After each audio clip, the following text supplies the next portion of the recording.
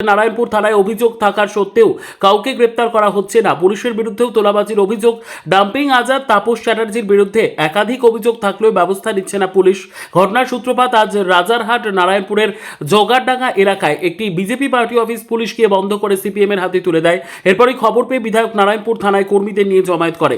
অবশেষে রাজারহাট নিউটাউন ডিভিশনের এসিপি পরিস্থিতি সামাল দিতে আসে নারায়ণপুর থানায়। বিধায়কের সঙ্গে কথা বলে তিনি ডিপার্টমেন্টাল ইনকোয়ারির আশ্বাস দেন। বিক্রি হচ্ছে, আমি যেখানে প্রথমে প্রতিদিন একবার করে হলো রাউন্ড মারি, সেখানে রাত্রিবেলা কি করে এখানে গেলে মদের ব্যবসা চলছে, এর জন্য আজকে এখানে উপস্থিত। নেতাদের সঙ্গে টাকা তোলার অভিযোগ করছেন, আপনি বলছেন অভিযোগ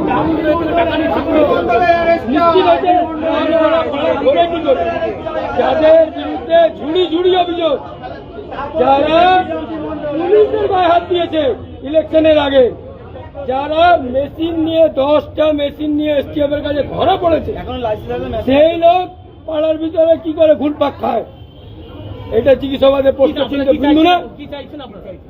অবশ্যই অবিলম্বে যারা দোষী তাদেরকে গ্রেপ্তার করতে হবে। রাজারহাট নিউ টাউনে কোন এরিয়াতে গ্যাজা, মদ, ড্রাগস আমি চলতে দেব না। পুলিশের বিরুদ্ধে তোলাবাজির অভিযোগ করছে, এটা কি করবেন? আপনি তো বিধায়ক। ধরা একদিন পড়বে, ধরা একদিন পড়বে, আর যেদিন ধরে নেব আমার সরকারের দিকে আঙুল উঠছে, আমার মুখ্যমন্ত্রীর দিকে আঙুল উঠছে, ছেড়ে কথা বলবো না, নিশ্চিত থাকুন। শেখ রতনের রিপোর্ট, পিবি নিউজ।